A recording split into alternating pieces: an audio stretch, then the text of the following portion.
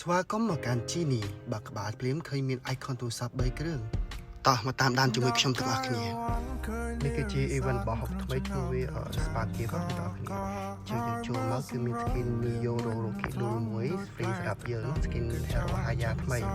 ចឹងយើងក៏លេចមើលថាតើយើងនឹងទទួលបានអ្វីខ្លះពី event មួយនេះបាទទៅទៅនឹង item ដែលយើងទទួលបាន event នេះសំខាន់សម្រាប់ខ្ញុំទី1នោះគឺ Shopee gift card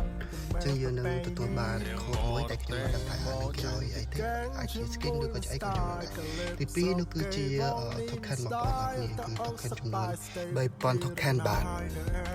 ទចុងក្រោយគេរង្វាន់យក្សនោះគឺជាទូរស័ព្ទ3 model ចំនួន42គ្រឿងអ្នកនរគ្នា